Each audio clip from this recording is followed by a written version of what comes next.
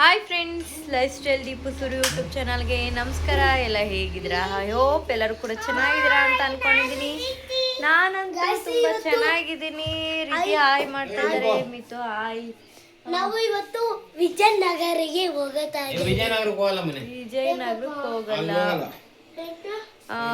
So ಇವಾಗ ಊಟಕ್ಕೆ ಹೋಗೋಣ ಅಂತ ಅಂದ್ಬಿಟ್ಟು ಇನ್ನ ಮಿತು ಏನ್ ಗೊತ್ತಾ, ವರಲಕ್ಷ್ಮಿ ಹಬ್ಬ ಸ್ಟಾರ್ಟ್ ಆಯ್ತಾ, ಆಮೇಲೆ ತಿನ್ನಕ್ಕಾಗಲ್ಲ. ಇವತ್ ತಿಂದ್ರೆ ತಿನ್ನಂಗೆ, ಮತ್ತೆ ಮಂಗಳವಾರದಿಂದ ನಾವೇನು ತಿನ್ನಲ್ವಾ. ನಾಳೆಯಿಂದನೇ ತಿನ್ನಂಗಿಲ್ಲ ಮಿತು. ನಾವು ಮನೆ ಎಲ್ಲ ಕ್ಲೀನ್ ಮಾಡಕ್ ಸ್ಟಾರ್ಟ್ ಮಾಡ್ತೀವಾ. ನಾಳೆಯಿಂದ ಏನು ತಿನ್ನಂಗಿಲ್ಲ ನಾವು.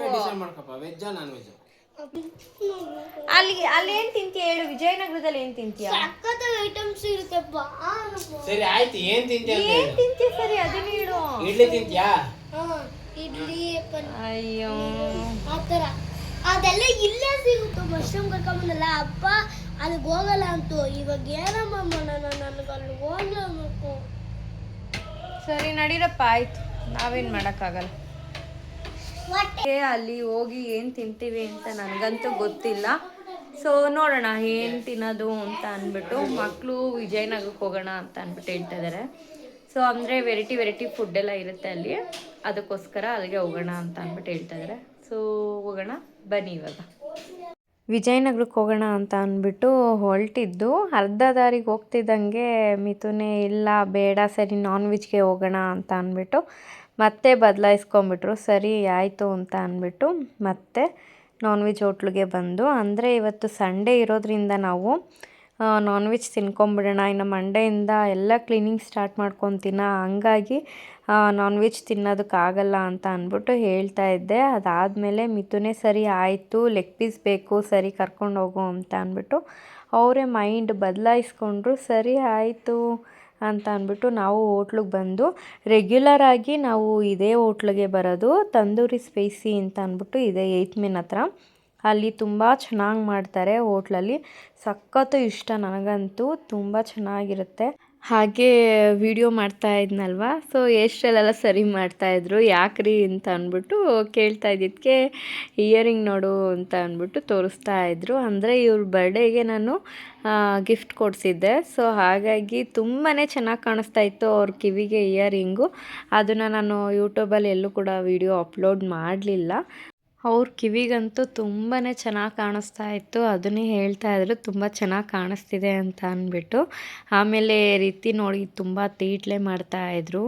ರೆಗ್ಯುಲರಾಗಿ ಇದೇ ಹೋಟ್ಲಿಗೆ ಹೋಗ್ತೀವಿ, ನ್ಯೂ ಸ್ಪೈಸಿ ತಂದೂರಿ ಅಂತ ಅಂದ್ಬಿಟ್ಟು. ತುಂಬ ಚೆನ್ನಾಗಿರುತ್ತೆ ಇಲ್ಲಂತೂ ಊಟ, ನನಗಂತೂ ತುಂಬ ಇಷ್ಟ. ಹಾಗಾಗಿ ರೆಗ್ಯುಲರಾಗಿ ಇಲ್ಲಿಗೆ ಬರ್ತೀವಿ ಎಲ್ಲರೂ.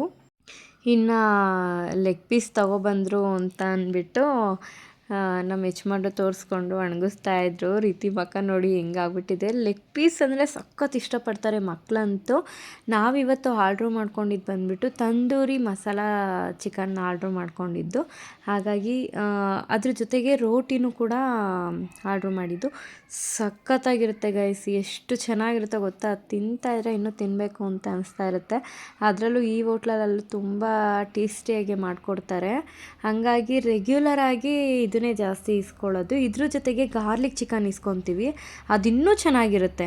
ಇವತ್ತು ಅದು ಅಲ್ದಂಗೆ ನನಗೆ ಅಡುಗೆನೂ ಕೂಡ ಮಾಡೋದಕ್ಕಾಗಲಿಲ್ಲ. ಸೊ ಎಲ್ಲರೂ ಹೊರಗಡೆ ಹೋಗೋಣ ಅಂತ ಅಂದ್ಬಿಟ್ಟು ಹೇಳಿದ್ರು ನಮ್ಮ ಮನೆಯವರೇ. ಸರಿ ಆಯಿತು ಬನ್ನಿರಿ, ಹೊರಗಡೆನೇ ಹೋಗಿ ಊಟ ಮಾಡ್ಕೊಂಬರೋಣ, ಒಂದಿನ ತಾನೇ ಅಂತ ಅಂದ್ಬಿಟ್ಟು ಹೊರಗಡೆ ಬಂದಿದ್ದೀವಿ. Good morning guys. ನೋಡಿ ಇವಾಗ ತಾನೇ ಟೀ ಮಾಡ್ಕೊಟ್ಟಿದ್ದೀನಿ, ನನಗೂ ಕೂಡ ಟೀ ಇಟ್ಟಿದ್ದೀನಿ. ಹೆಂಗಿತ್ತು ರೀ ರಾತ್ರಿ ಊಟ? ಹೆಂಗಿತ್ತು ರಾತ್ರಿ? ಏನೇನು ಮಾಡಿದ್ದ? ಇಲ್ಲಪ್ಪ, ಹೋಟ್ಲಲ್ಲಿ. ಹಾಂ ನೆನೆ ಗೈಸ್, ನಿಜವಾಗ್ಲೂ ತುಂಬ ಚೆನ್ನಾಗಿತ್ತು ಊಟ ಅಂತೂ. ದುಡ್ಡು ಚೆನ್ನಾಗಿತ್ತು, ಆದರೆ ಊಟನೂ ಚೆನ್ನಾಗಿತ್ತಲ್ಲ, ಅದನ್ನು ಹೇಳ್ತಾ ಇದ್ದೀನಿ. ಊಟ ಚೆನ್ನಾಗಿತ್ತು. ವಾರಕ್ಕೊಂದ್ಸಲ ಹೋಗ್ತೀವಿ, ಜ್ಞಾನ ಇದ್ದಂಗೆ. ಇಲ್ಲ ಅಂದರೆ ಮನೇಲಿ ಮಾಡ್ಕೊಂಡು ತಿಂದಿರ್ತೀವಿ. ಅಪರೂಪಕ್ಕೆ ಕರ್ಕೊಂಡು ಹೋಗಿರ್ತೀನಿ ಹೋಟ್ಲಿಗೆ. ಅದು ನನ್ನಿಂದಲ್ಲ, ನೆನೆ ಮಕ್ಕಳು ಸಲುವಾಗಿ ಹೋಟ್ಲಿಗೆ ಹೋಗಿದ್ದಾಯಿತು. ಎಷ್ಟು ತಾರೀಕು ಬೆಳಗ್ಗೆನೆ ಕುಂಡಿಸ್ಕೊಂಡು ಹಬ್ಬಕ್ಕೆ ಏನು ಮಾಡೋಣ ಅಂತ ಡಿಸ್ಕಷನ್ ಮಾಡ್ತಾ ಇದ್ದೀವಿ. ಏನು ಗೊತ್ತಾ ಗೈಸ್, ಯಾವುದು ನಾವು ಈಸಿಯಾಗಿ ತೊಗೊತೀವಿ ಅಂದರೆ ಅದು ಖಂಡಿತ ಆಗಲ್ಲ. ನಾವು ಕೂಡ ಅದನ್ನು ಕಷ್ಟಪಟ್ಟಿನೇ ತೊಗೊಳ್ಳೋದು, ಕಷ್ಟಪಟ್ಟಿನೇ ಈಸಿ ಇಟ್ಕೊಳ್ಳೋದು. ತುಂಬ ವರ್ಷದಿಂದ ಅನ್ಕೊತಾ ಇದ್ದು ಲಕ್ಷ್ಮೀ ಮುಖವಾಡ ತೊಗೊಬರ್ಬೇಕು ಅಂತ ಅಂದ್ಬಿಟ್ಟು ಆಗ್ತಾನೇ ಇರಲಿಲ್ಲ. ಫೈನಲಿ ಈ ಸಲ ತೊಗೊಂಬಂದಿರೋದು ಅಷ್ಟೇ. ಇನ್ನು ನನ್ನ ಕಾಲುಂಗುರದ ಬಗ್ಗೆ ಹೇಳಬೇಕು ಅಂತಂದರೆ ಅವರು ಕೂಡಿಕೆ ಆ ಕಾಸಲ್ಲಿ ಕಾಲುಂಗ್ರನ ಈಸ್ಕೊಟ್ಟಿರೋದು. ಸೊ ಇವಾಗ ನಾವೇನಾದರೂ ಒಂದು ತೊಗೋಬೇಕು ಅಂತಂದರೆ ಅದರಿಂದ ತುಂಬಾ ಶ್ರಮ ಇರುತ್ತೆ. ಸುಮ್ಮನೆ ಯಾವುದೂ ಈಸಿಯಾಗಿ ಏನೂ ಬರಲ್ಲ. ಸೊ ನಾವೆಷ್ಟು ಕಷ್ಟ ಬೀಳ್ತಾ ಇದ್ದೀವಿ ಅಂತ ನಮಗೆ ಮಾತ್ರನೇ ಗೊತ್ತಿರುತ್ತೆ. ಹಾಗಾಗಿ ಈ ವಿಡಿಯೋದಲ್ಲಿ ಇದನ್ನು ನಾನು ಶೇರ್ ಮಾಡ್ತಾ ಇದ್ದೀನಿ. ಇನ್ನು ಇವಾಗ ನಮ್ಮ ಮೊಲಗಳು ಏನೇನು ಮಾಡ್ತಿದ್ದಾವೆ ಅಂತ ತೋರಿಸ್ತೀನಿ.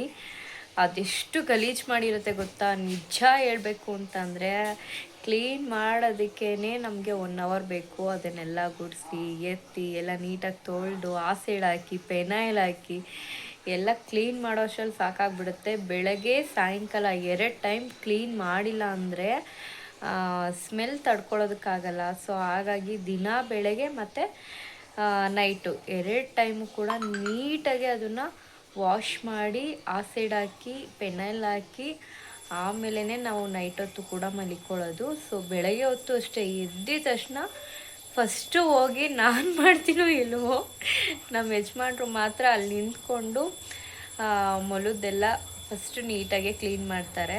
ಸೊ ಬನ್ನಿ ಅದೆಷ್ಟು ಗಲೀಜು ಮಾಡಿದೆ ಅಂತ ಅಂದ್ಬಿಟ್ಟು ತೋರಿಸ್ತೀನಿ ಇವಾಗ. ಇದನ್ನು ನಮ್ಮ ಸ್ವೀಟಿನ ಮೇಲ್ಗಡೆ ಬಿಟ್ಟಿದ್ದೀವಿ, ಇನ್ನು 3 ಮೊಲಗಳನ್ನ ಕೆಳಗಡೆ ಬಿಟ್ಟಿದ್ದೀವಿ. ಈ ಗೇಜಲ್ಲಿ ನೋಡಿ ಇಷ್ಟೆಲ್ಲ ಗಲೀಜಾಗಿರುತ್ತೆ. ಇದನ್ನೆಲ್ಲ ಕ್ಲೀನ್ ಮಾಡಿನೇ ನಾವು ಮಲಿಕೊಬೇಕು, ಅಷ್ಟು ಗಲೀಜಾಗಿಬಿಡುತ್ತೆ. ಇಲ್ಲೆಲ್ಲ ಆಸಿಡ್ ಹಾಕಿ ನೀಟಾಗೆ ಕ್ಲೀನ್ ಮಾಡಬೇಕು. ನೋಡಿ ಹೆಂಗಿದೆ ಮೊಲಗಳು ಅಂತ ಅಂದ್ಬಿಟ್ಟು 4 ಇದ್ದಾವೆ ಅಷ್ಟೇ. ನೋಡಿದ್ರಲ್ಲ ಮೊಲ ಎಲ್ಲ ಎಷ್ಟು ಗಲೀಜು ಮಾಡಿಕ್ಕಿರುತ್ತೆ ಅಂತ ಅಂದ್ಬಿಟ್ಟು ಅದನ್ನು ಕ್ಲೀನ್ ಮಾಡಬೇಕು. ಹಾಗೆ ನಮ್ಮ ಮನೆಯವ್ರಿಗೆ ನೀರು ಬಿಟ್ಟಿದ್ದೀನಿ ಸ್ನಾನ ಮಾಡೋದಕ್ಕೆ. ಅವರು ಸ್ನಾನ ಮಾಡಿ ಫ್ರೆಶ್ ಅಪ್ ಆಗ್ತಾರೆ. ಅದಾದಮೇಲೆ ಏನೇನು ಕೆಲಸ ಇದೆಯೋ ಎಲ್ಲನೂ ಕೂಡ ನಾವು ಮಾಡ್ಕೊತಾ ಹೋಗ್ತಾ ಇರ್ತೀವಿ. ಇದು ಬಂದ್ಬಿಟ್ಟು ನಮ್ಮ ದಿನಚರಿ, ಓಕೆನಾ. ಸೊ ಈ ವಿಡಿಯೋ ಯಾರೆಲ್ಲ ನೋಡಿದ್ದೀರಾ ನಿಮಗೆಲ್ಲರಿಗೂ ಕೂಡ ವಿಡಿಯೋ ಇಷ್ಟ ಆಗಿದೆ ಅಂತ ಅಂದ್ಕೊಂಡಿದ್ದೀನಿ. ಓಕೆ ಗೈಸ್, ಈ ವಿಡಿಯೋ ಇಲ್ಲಿಗೆ ಎಂಡ್ ಮಾಡ್ತಾ ಇದ್ದೀನಿ. Thank you so much. Next ವಿಡಿಯೋದಲ್ಲಿ ಸಿಗ್ತೀನಿ. ಹೀಗೆ ವಿಡಿಯೋಗಳನ್ನ ಮಾಡ್ತಾ ಇರ್ತೀನಿ. Take care, love you all, bye.